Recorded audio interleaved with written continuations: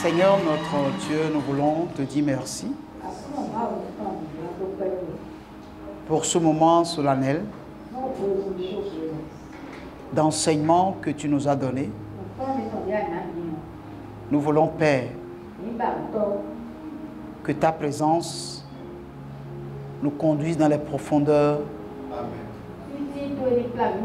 de ta parole. Donne-nous un cœur capable de recevoir. Que le Saint-Esprit circoncis les oreilles de nos cœurs. Et que nous puissions recevoir de toi. Merci Père pour ce moment que nous passons ensemble. Puisqu'il est écrit qu'il est doux et agréable pour les frères de demeurer ensemble. Car c'est là que tu envoies la bénédiction. Au nom de Jésus, nous avons prié. Alléluia. Ce soir, nous allons parler sur un sujet très important. Alléluia. Le secret qui est dans le service de Dieu. Gloire à Dieu. Bien-aimés, nous avons eu un moment de louange formidable. Un moment d'adoration favorable. Mais je suis sûr que si des gens ne se sont pas rendus disponibles pour le service de louange et d'adoration, nous n'aurons pas ce temps.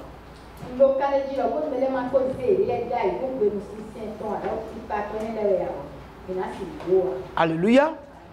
Et tout le monde n'est pas appelé à ce service. Alléluia. Mais nous tous, nous avons été appelés pour servir le Seigneur. Alléluia. C'était formidable ce moment. Alléluia. Et vous savez, beaucoup d'entre nous, nous ratons tellement de bénédictions. Beaucoup d'entre nous, leur prière reste inexaucée et ils se posent la question de savoir, mais quand même, j'ai prié, j'ai la foi.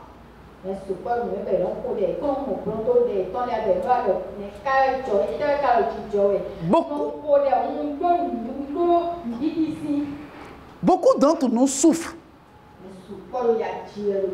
parce qu'ils refusent l'appel de Dieu. Alléluia. Amen. Mais pourtant, nous tous, nous avons été appelés pour servir le Seigneur. Dans sa maison. Personne parmi nous n'a été choisi par le Seigneur pour rester assis.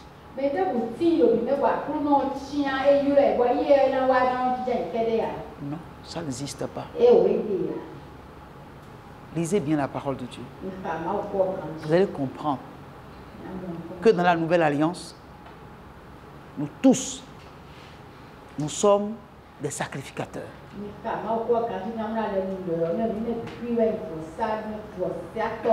Chacun à son niveau.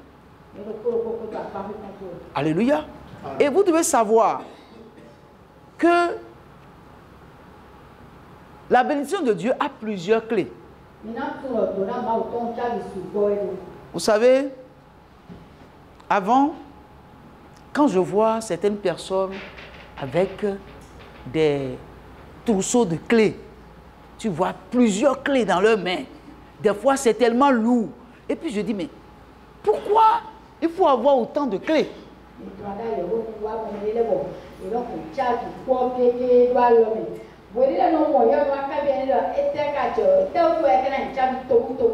Et des fois, tu vois que c'est lourd. Mais... Alléluia. Mais en grandissant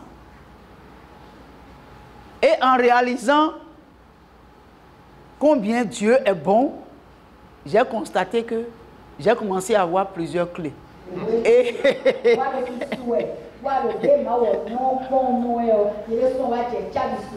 j'ai constaté que Dieu m'a donné beaucoup de portes. Et pour les ouvrir, on ne peut pas les ouvrir avec une seule clé. Donc chaque porte a sa clé. Et j'ai compris qu'avant, je n'avais pas de clé parce que j'étais à côté des gens. Mais quand je suis devenu moi-même, j'ai commencé par avoir de clés.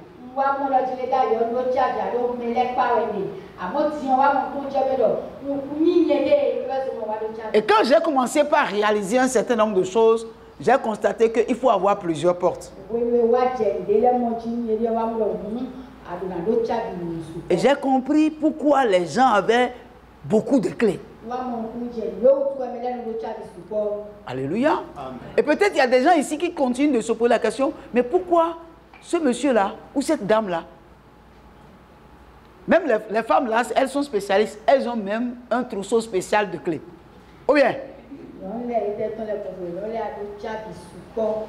Gloire à Dieu. Des fois tu prends le sac d'une femme et tu vois que c'est lourd et tu dis mais qu'est-ce qu'il y a dedans? Et quand tu commences à faire, tu vois qu'il y a plusieurs porte-monnaies. Et dans les porte-monnaies là, hein, il y a des clés.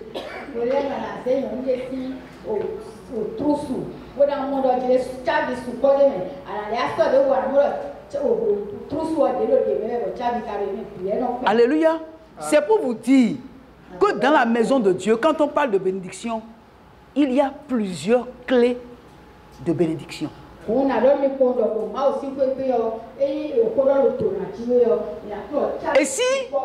Et si vous avez besoin de toutes les bénédictions de Dieu, vous avez besoin de toutes les clés qui ouvrent les portes de la bénédiction de Dieu.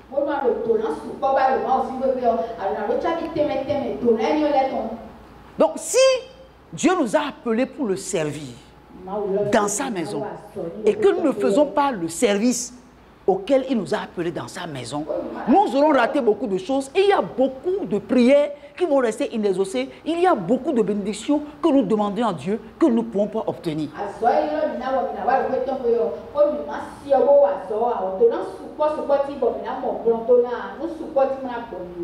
Pourquoi? Pourquoi? Parce que Dieu dit, de qui je suis débiteur. Avant, il dit, mais l'ouvrier mérite son salaire. Dieu nous appelle à être ses ouvriers. Et la Bible dit que nous sommes co-héritiers avec Christ. Donc nous travaillons avec Christ dans l'œuvre. Et la Bible dit, l'ouvrier mérite son salaire. Si vous travaillez pour l'État et l'État ne vous paie pas bien, Dieu qui a l'or et l'argent, qui a créé les cieux et la terre, il vous paiera un salaire extraordinaire. Beaucoup de personnes ne savent pas que servir Dieu dans la maison de Dieu, que c'est une bénédiction.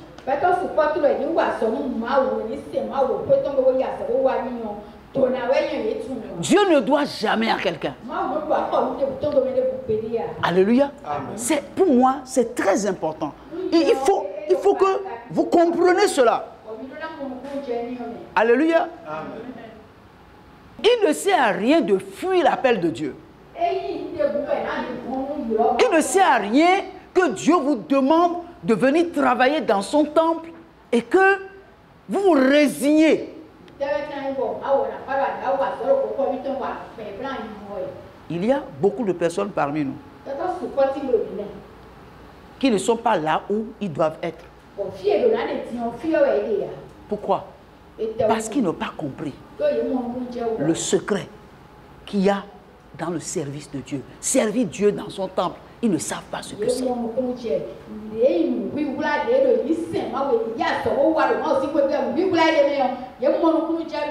Mais pourtant, c'est des choses simples. Mais aux yeux de Dieu, a une grande signification. Alléluia. Et puis vous savez, il faut être humble pour travailler dans le temple de Dieu. Il faut être humble. Pourquoi? Travailler dans le temple de Dieu, c'est être au service de Dieu, mais en même temps au service de l'homme.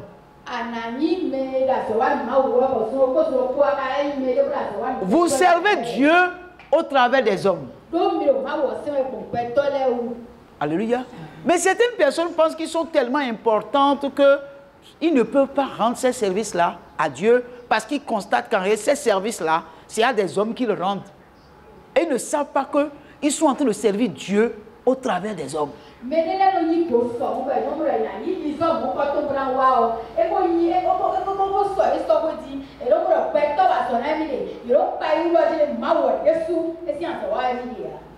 Alléluia. Amen.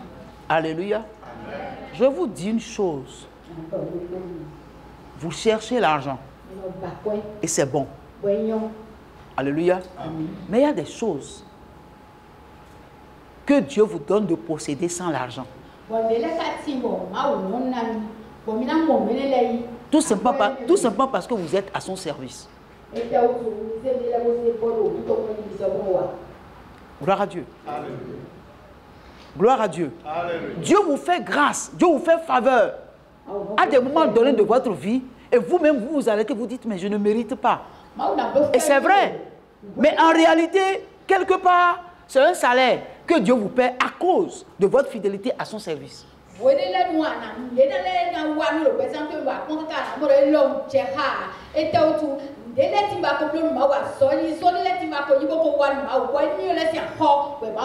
Dieu est tellement grand que quand il se manifeste dans la simplicité et on n'arrive pas à voir si c'est Dieu ou si c'est nous-mêmes.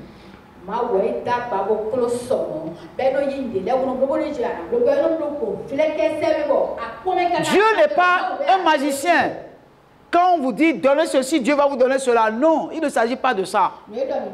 Nous tous, Dieu nous a appelés à le servir. Et c'est pourquoi la Bible a dit que Jésus a fait de nous un royaume de sacrificateurs.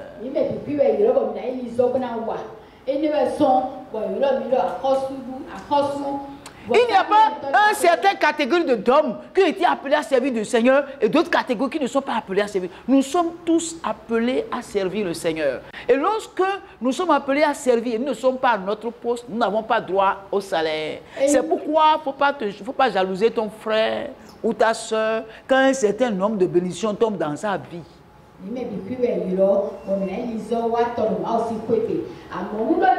Les gens s'attendent seulement à la bénédiction quand ils donnent la dîme, quand ils font les offrandes. Non, il y a des bénédictions que la dîme et l'offrande apportent. Mais il y a des bénédictions qui ne passent pas par la dîme et les offrandes.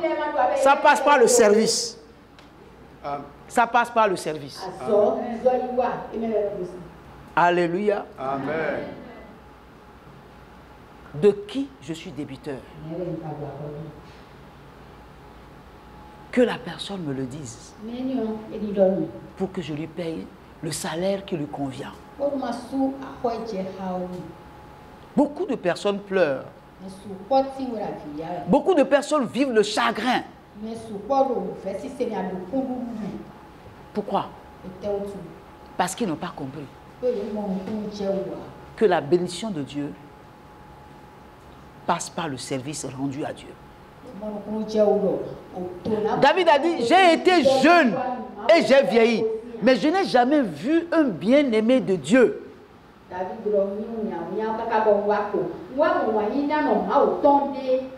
Vous pouvez finir, non? Un bien-aimé de Dieu, fait quoi? Ni sa postérité mendiant son pain. Un bien-aimé de Dieu, abandonné, ni sa postérité mendiant son pain. Mais aujourd'hui, on a comme l'impression que les enfants de Dieu demandent à Dieu les miettes. Alors que vous êtes des enfants de Dieu. La femme cananéenne est venue voir Jésus pour lui dire que son enfant est extrêmement malade. Que Jésus n'a qu'à venir la guérir, sa fille la guérir. Mais Jésus lui a dit non, je ne viens pas Je ne viens pas. Parce qu'il n'est pas bon de donner la nourriture des enfants aux chiens. Pourquoi? Parce qu'en ce moment précis, cette femme n'était pas juive. Elle était cananéenne. Elle était une femme des nations. Elle ne mérite pas ce qu'elle demande. Jésus n'était pas venu en ce moment-là n'était venu que pour la tribu perdue d'Israël. Il fallait qu'il aille à la croix d'abord pour que la grâce s'ouvre pour les païens. Alléluia. Mais la femme lui a dit, mais les petits chiens mangent les miettes qui tombent de la table de leur maître. Et Jésus a dit, ta foi est grande. Qu'il te soit fait selon ta foi. Ce qu'elle ne méritait pas, elle a obtenu. Et aujourd'hui, vous et moi, nous sommes les enfants de Dieu. Mais on a comme l'impression que nous sommes sous la table. Et nous mangeons les miettes. Non, nous ne sommes pas appelés à rester sous la table. On nous a appelés pour être à la table. Et nous servir et manger. Des fois quand nous prions comme si nous quémandons. Mais Dieu est notre Père. Nous ne pouvons pas demander comme si il est notre oncle ou bien nous sommes un enfant placé. Non, nous sommes des enfants de Dieu. C'est notre manière de servir le Seigneur des fois qui fait qu'il y a un certain nombre de choses qui sont difficiles à voir se réaliser dans nos vies.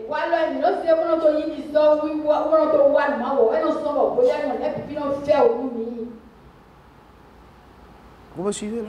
Oui. Vous êtes sûr que vous me suivez? Oui. Alléluia. Amen. Vous savez que s'il faut parler là, je parle. Hein?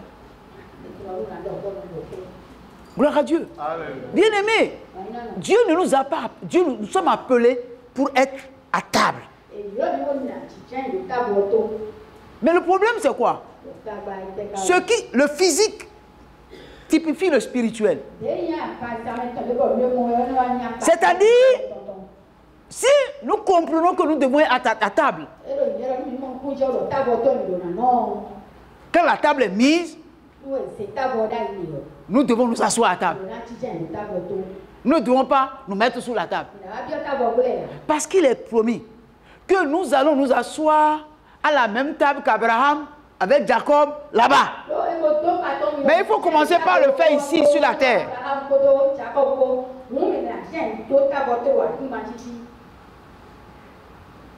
Alléluia. Amen. Le problème, il est écrit que les enfants de ce siècle sont plus intelligents que les enfants du royaume. Ça là, ça me trotte la tête. Comment les enfants de ce siècle, c'est-à-dire les païens, seront plus intelligents que nous qui sommes les enfants du royaume? Ça veut dire que nous-mêmes là, nous avons tourné les choses à l'envers. Je prie le Seigneur pour que tout ce qui est à l'envers revienne à leur place. Alléluia. Pour que nous soyons des gens qui témoignent de la grandeur de notre Dieu, de la fidélité de Jésus-Christ de Nazareth. Gloire à Dieu. Alléluia. Bien-aimés, nous allons prendre le livre d'Apocalypse chapitre 7. Apocalypse chapitre 7. Et l'un des vieillards prit la parole et me dit: ceux qui sont revêtus de robes blanches, qui sont-ils et d'où sont-ils venus? Jésus lui dit, je lui dis, mon Seigneur, tu le sais. Et il me dit, ce sont ceux qui viennent de la grande tribulation. Ils ont lavé leurs robes et ils les ont blanchis dans le sang de l'agneau. C'est pour cela qu'ils sont devant le trône de Dieu et le servent jour et nuit dans son temple. Celui qui est assis sur le trône dressera sa tente sur eux. Ils n'auront plus faim, ils n'auront plus soif, et le soleil ne les frappera point. ni aucune chaleur. Car l'agneau qui est au milieu du trône les paîtra et les conduira aux sources d'eau, des eaux de la vie, et Dieu essuiera toute larme de leurs yeux. Amen. Amen. Gloire à Dieu. Amen. Je disais tout à l'heure que le physique typifie le spirituel. Alléluia. Amen. Dans la parole de Dieu, il y a plusieurs sortes de bénédictions que Dieu donne à ceux qui le servent. Alléluia. Amen. David a dit quelque chose dans le livre de Psaume 27.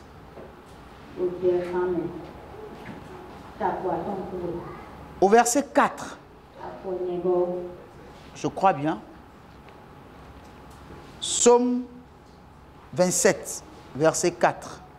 Je demande à l'Éternel une chose que je désire ardemment. Je voudrais habiter toute ma vie dans la maison de l'Éternel pour contempler la magnificence de l'Éternel et admirer son temple. Il faut relire. Je demande à l'Éternel une chose que je désire ardemment. Je voudrais habiter toute ma vie dans la maison de l'Éternel pour contempler la magnificence de l'Éternel et pour admirer son temple. Alléluia. Amen. J'habiterai tous les jours de ma vie où dans la maison de l'Éternel pour contempler sa face.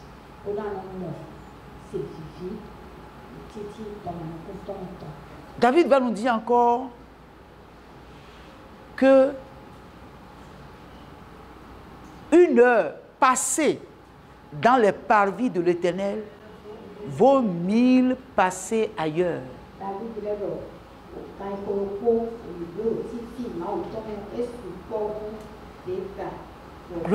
Gloire à Dieu. Il y a tellement de bénédictions. Lorsque nous aimons la maison de Dieu. Lorsque nous aimons la maison de Dieu,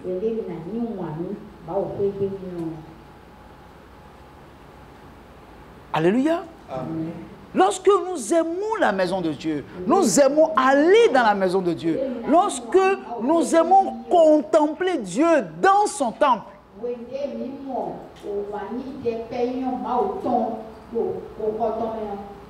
En fait, il y a des choses pour Dieu qui sont sacrées.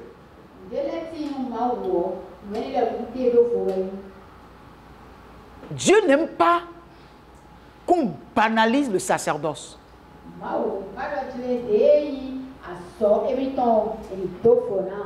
Gloire à Dieu.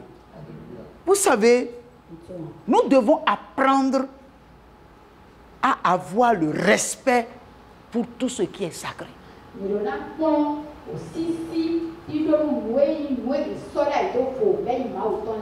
Alléluia. Il faut que nous comprenions que Jésus, nous sommes sous la grâce. Alléluia. Amen. Mais Jésus dit qu'il n'est pas venu abolir la loi, qu'il est venu parfaire la loi. Vous êtes d'accord avec moi? Alors, bien aimé, quand vous regardez dans l'Ancien Testament, vous comprenez bien comment les dispositions que Dieu a demandé de prendre pour ce qui concerne le sacerdoce, pour ce qui concerne sa maison.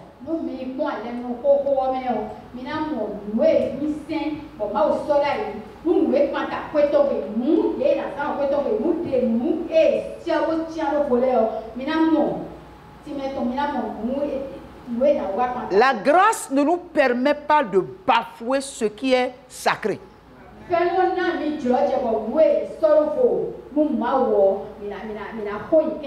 Alléluia. Amen. Vous comprenez? Donc, nous devons comprendre que quand on parle de service de Dieu, tout ce qui est lié au sacerdoce se retrouve dans le service de Dieu.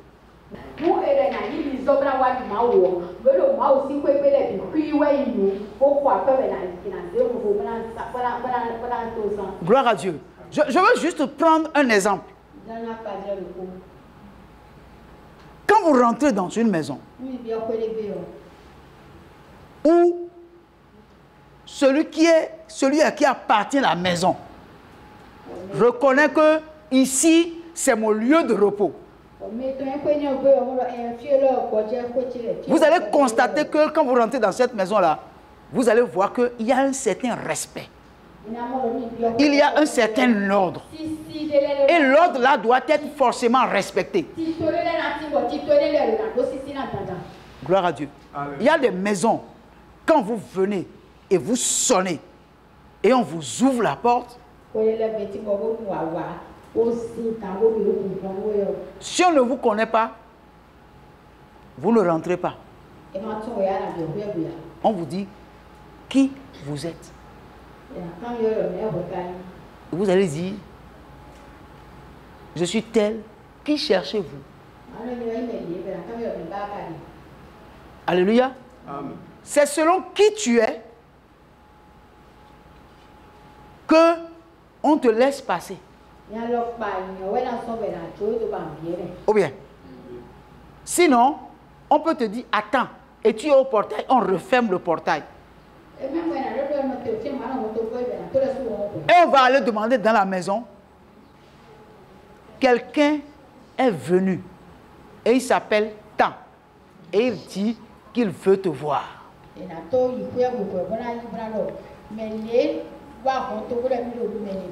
Tout dépendra de la réponse qu'on va donner à celui qui ouvre le portail pour que vous rentrez. Ou bien, et quand vous rentrez dans une maison qui est bien faite, quand vous rentrez dedans, on peut vous laisser debout sur la cour. Comme on peut vous dire, allez vous asseoir sur la terrasse. Et on vous dit, attendez.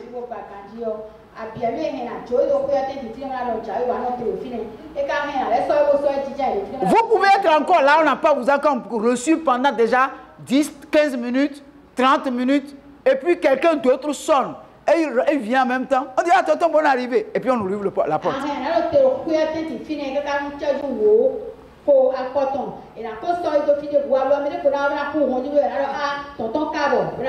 Et puis on dit, tonton, attendez, je vais vous ouvrir la porte.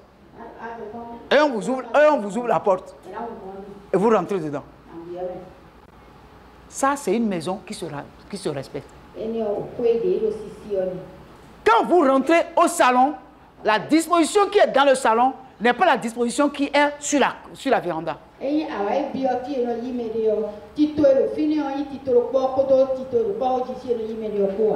Gloire à Dieu.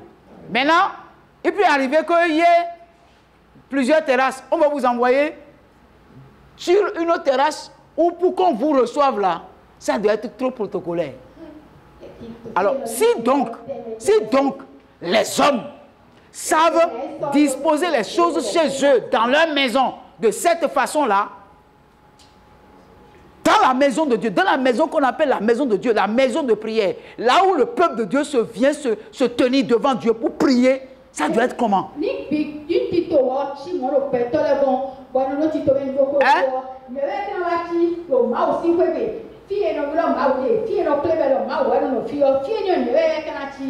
Quelles sont les dispositions qu'on doit mettre dans la maison de Dieu, là où les gens viennent prier, là où les gens viennent invoquer le nom de Dieu, là où les gens viennent se tenir pour prier, pour invoquer Dieu? Quelles sont les dispositions qu'on doit prendre? Et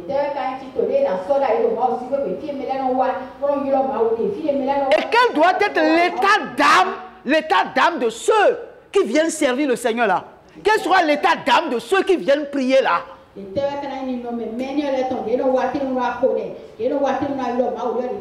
C'est vrai, nous sommes dans la nouvelle alliance. Nous parlons de la grâce. Mais Jésus n'est pas venu abolir la loi. La grâce ne nous permet pas de vivre dans le désordre.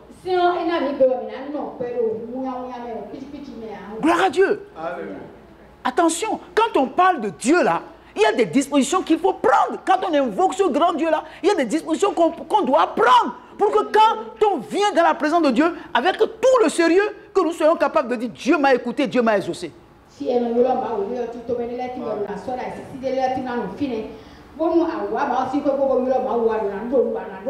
vous rentrez dans une maison qui se respecte, vous allez constater que tout est respecté, chaque chose est à sa place. Vous n'allez pas voir le caleçon d'un garçon, d'un bébé en train de traîner par ici. Parce qu'aucun bébé ne peut entrer là. Tous les bébés là, où ils doivent rester pour laisser traîner leurs choses.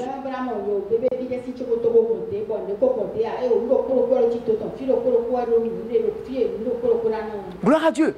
Et tel que nous respectons les dispositions que nous avons mises chez nous, dans notre maison, c'est la même chose que nous devons, le même respect que nous devons avoir pour le lieu d'adoration. C'est-à-dire, quand vous avez cette disponibilité de cœur, déjà, Dieu lui-même est déjà content de ceux qui viennent là dans sa maison. Gloire à Dieu. Il y a des choses, quand les choses sont comme ça, quand vous rentrez dans la présence, vous rentrez dans la maison du Seigneur, il y a des choses pour lesquelles vous n'avez pas encore prié, mais dans votre cœur, vous êtes convaincu que quand je suis rentré ici, là, quelque chose s'est passé. J'ai senti vraiment que Dieu m'a touché. Dieu a fait quelque chose dans ma vie. Bien aimé, en réalité, nous manquons, n'est-ce pas, souvent de respect pour la présence de Dieu.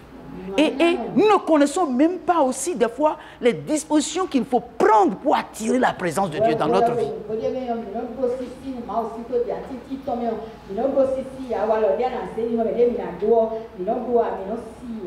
Gloire à Dieu. Des fois même monter sur le, comment vous appelez, sur l'autel de Dieu, il faut comprendre que tout le monde n'est pas appelé à monter sur l'autel de Dieu. Pour monter sur l'autel de Dieu, il y a des dispositions qu'il faut prendre. Ne monte pas sur l'autel de Dieu qui veut, mais qui peut.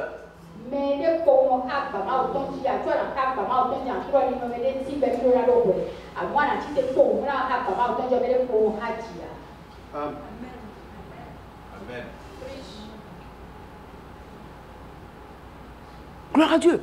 Nous voulons voir la gloire de Dieu. Nous voulons voir la manifestation de Dieu. Dieu mérite que nous lui donnons toute la gloire, tout l'honneur qu'il mérite. Dieu doit voir en nous le respect de sa personne, le respect de sa présence.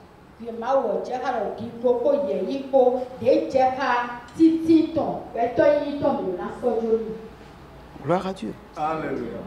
Gloire à Dieu. Alléluia. Parce que tout ce qui appelle le nom de Dieu est sacré. Tout ce qui appelle le nom de Dieu, tout ce qui est pour Dieu, tout ce sur lequel on a appelé le nom du Seigneur doit être respecté parce que c'est sacré.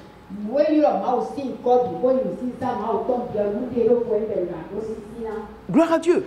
Et donc, il y a certaines bénédictions qui ne peuvent venir à nous que dans le respect d'un certain nombre de choses qui concernent le sacerdoce, qui concernent Dieu.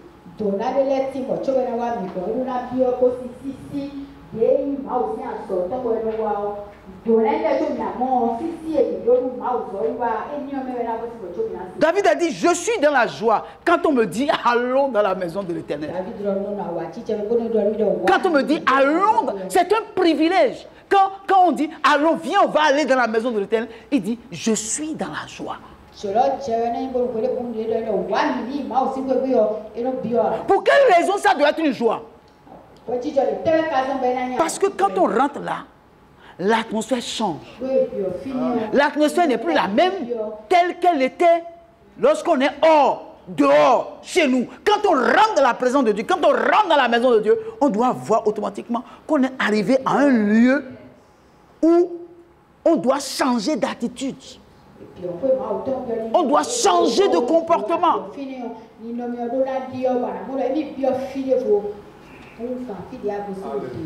Lorsque la reine de Séba, c'est ça, hein, est venue chez Salomon et a vu le temple que Salomon a bâti et a vu les dispositions dans le temple. Quand il a vu l'accoutrement, n'est-ce pas, des chantres, l'accoutrement des Lévites, l'accoutrement des sacrificateurs, l'accoutrement du souverain sacrificateur, c'est-à-dire, elle était ébahie. Elle s'est dit, mais c'est extraordinaire. C'est extraordinaire. C'est-à-dire, quand on vient dans la maison de Dieu, on doit se dire, est-ce que je suis au ciel? Où est-ce que je suis? Quand on rentre dans la présence de Dieu, on peut dire non.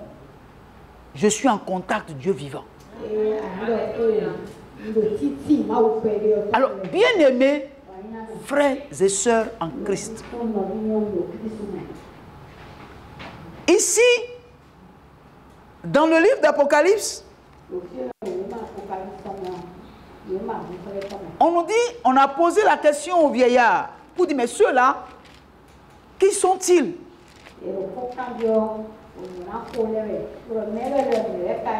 Ils sont qui? Alléluia. Et la Bible nous dit, et l'un des veillards prit la parole et me dit, ceux qui sont revêtus de robes blanches, qui sont-ils et d'où sont-ils venus? Je lui dis, mon Seigneur, tu le sais. Et il me dit, ce sont ceux qui viennent de la grande tribulation. Ils ont lavé leurs robes et ils les ont blanchis dans le sang de l'agneau. Alléluia. Donc, c'est des gens qui sont revenus de la guerre. Alléluia. Et ils se sont sacrifiés pour le Christ. Alléluia. La Bible dit qu'ils sont revenus de la grande tribulation. Et ils ont lavé leurs robes. Mais ils l'ont lavé dans le sang de l'agneau. C'est une période qui vient, qui n'est pas encore venue. C'est une période qui vient, mais qui n'est pas encore venue. Mais nous sommes en train de sentir les bribes de cette période-là. Gloire à Dieu. Mais ce qu'on nous dit ici, c'est que on nous dit, c'est pour cela qu'ils sont devant le trône de Dieu. Et ils le servent jour et nuit dans son temple. Celui qui est assis sur le trône dressa sa tente sur eux. En fait, je voulais vous dire simplement que c'est un privilège de servir Dieu dans son temple. C'est un privilège parce qu'en le servant, vous êtes dans sa présence. Et il étend sa main sur vous. Et il vous protège. Parce que vous êtes ses oins. Vous êtes ses serviteurs. Et c'est pour ça qu'il donne l'ordre pour dire, ne touchez pas à mes oins. Et ne faites pas du mal à mon huile. Parce qu'ils sont constamment dans la présence de Dieu et le servent jour et nuit. Il étend sa main sur vous. Alléluia. Amen. Vous savez, il y a des gens qui travaillent dans des organismes internationaux. Ils ont un salaire. Mais leur salaire ne fait rien. Non, ce n'est pas un Opewa. Et non, ça. Pourquoi? Ils sont logés. Ils sont nourris. Ils sont habillés. Ils ont le véhicule.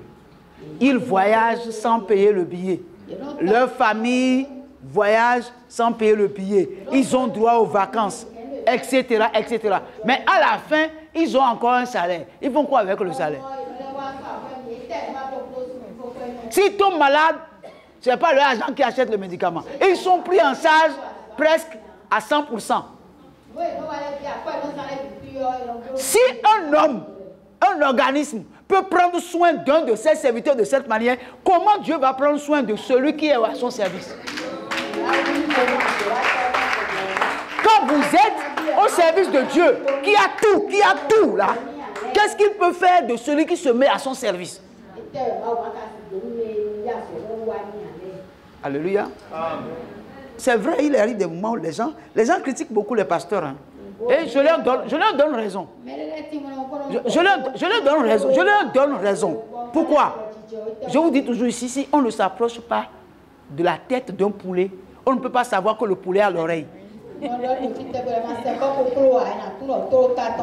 Gloire à Dieu. Si vous ne devez pas jamais approcher du service de Dieu, vous ne pouvez pas comprendre comment Dieu bénit les serviteurs de Dieu.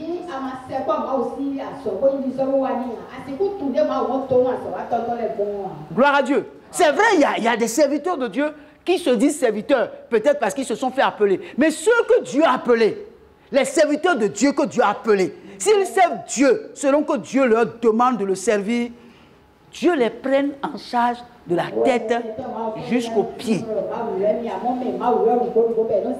Gloire à Dieu. Gloire à Dieu.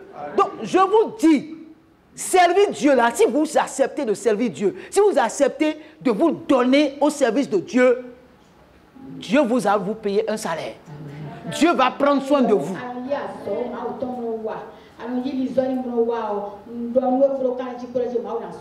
Je veux te dire ceci.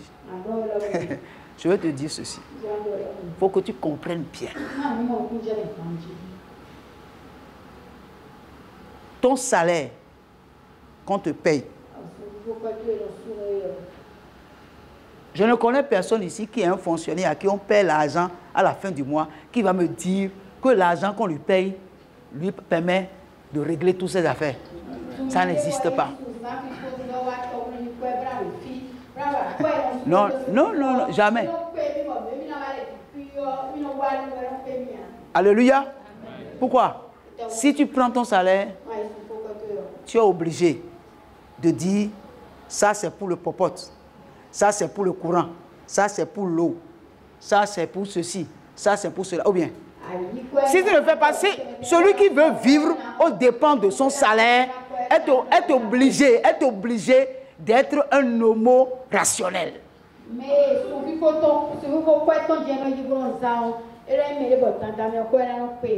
Gloire à Dieu. Vous êtes avec moi? Mais Dieu veut que vous viviez au-delà de vos limites.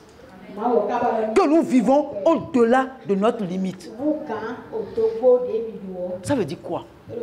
Normalement, un serviteur ou un servant de Dieu, quand le mois finit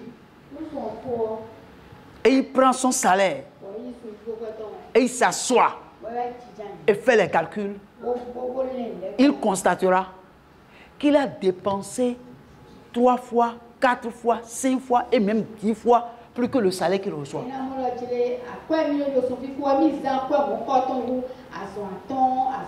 Gloire à Dieu. Maintenant, il s'assoit pour réfléchir, pour savoir, et il n'a pas de dette. Pour savoir, mais où est-ce que j'ai trouvé le surplus? Tu vas chercher, tu ne vas pas trouver.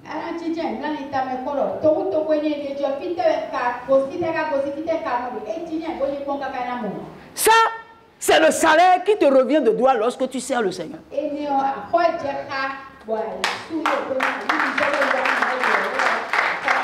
C'est pour ça que servir Dieu est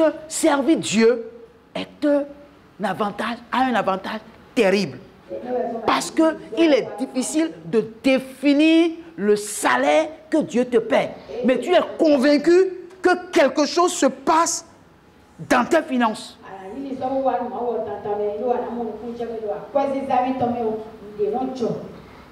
Et je vais dire à quelqu'un ici,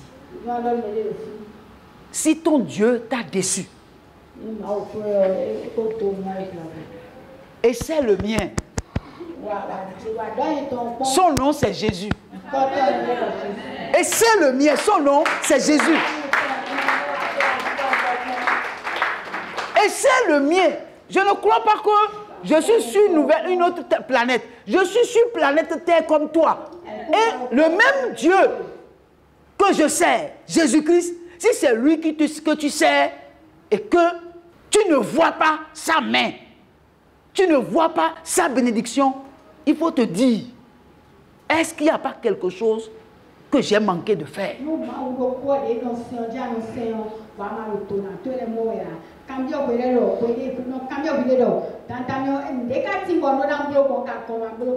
Gloire à Dieu. Parce que lorsque vous servez Dieu, d'abord la main de Dieu est sur vous.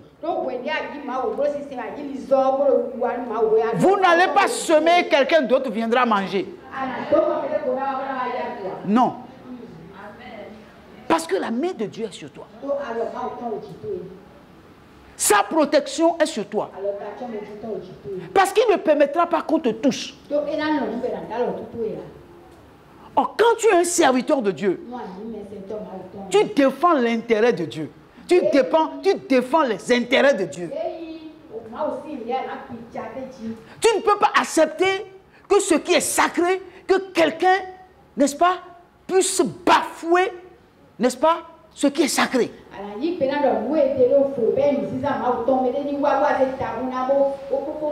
ne voudras pas que quelqu'un prenne le nom de Dieu en vain. Gloire à Dieu. Amen. Regardez David. Il est venu faire une commission à ses frères.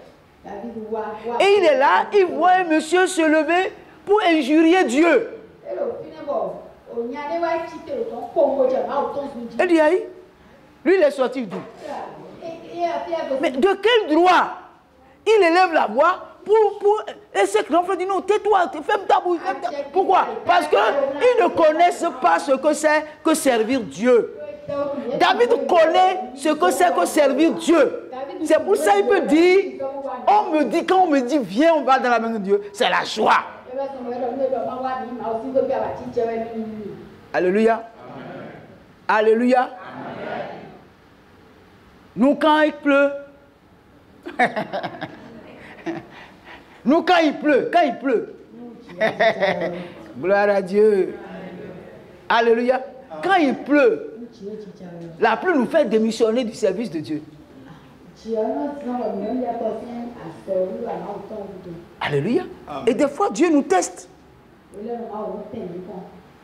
Alléluia. Dieu nous teste. La Bible dit, dans 1 Samuel, dans 3 Samuel, la Bible dit que Samuel dormait dans le temple de Dieu. Il dormait dans le temple de Dieu.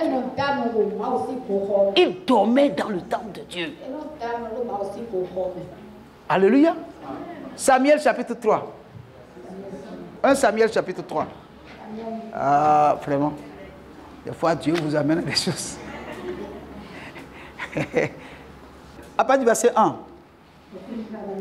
Lisons.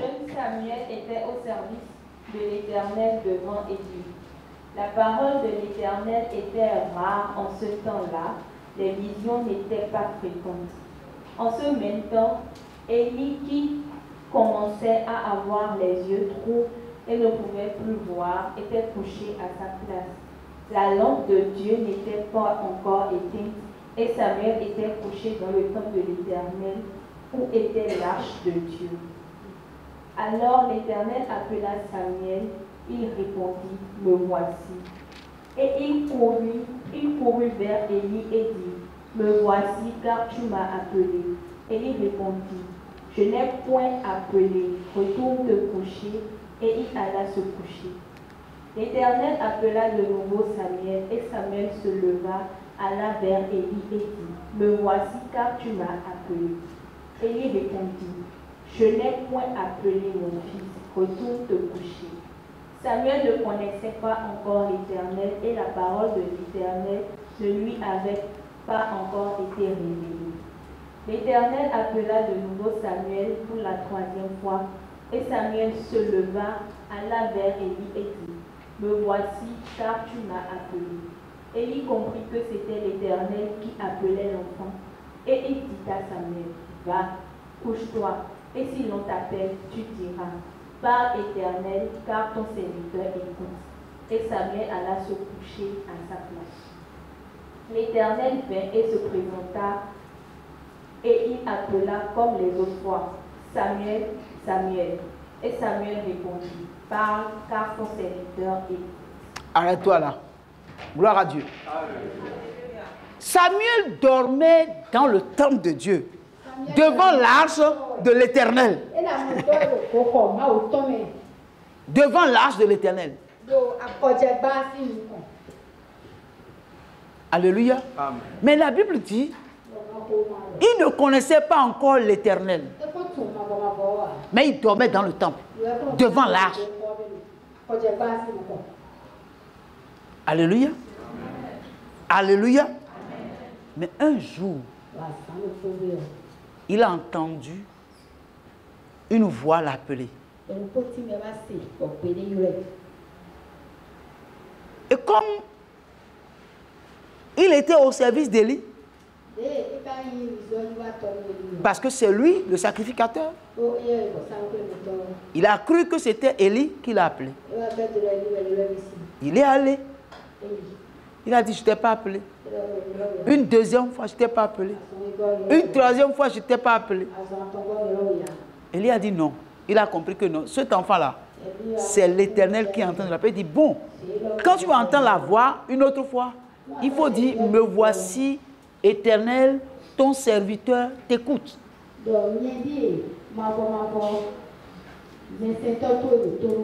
Gloire à Dieu. Alléluia. Gloire à Dieu. Alléluia. Ça veut dire quoi?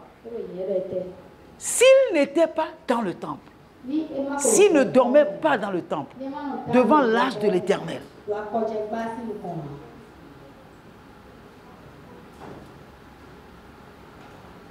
est-ce qu'il va écouter la voix de Dieu? Et si Élie n'était pas là, pour reconnaître que non, c'est Dieu qui est en train de l'appeler. Gloire à Dieu.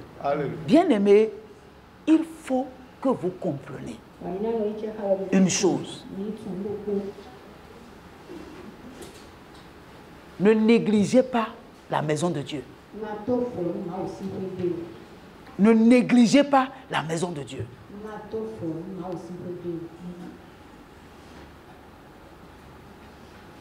Respectez la maison de Dieu et prenez soin de la maison de Dieu. Parce que pendant que vous serez en train de servir l'Éternel dans son lieu, où vous vous tenez pour le prier,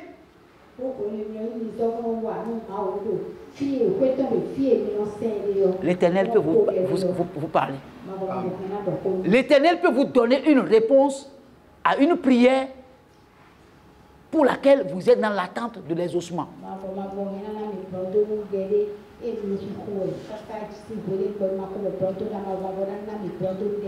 Gloire à Dieu. Alléluia.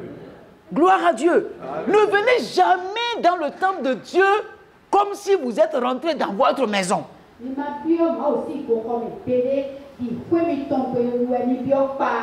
Si vous n'êtes pas dans une disposition de rencontrer Dieu dans son lieu où vous le priez, restez chez vous.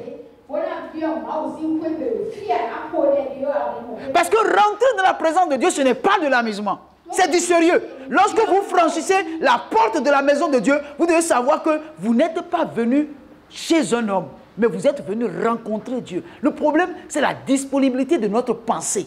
Nous ne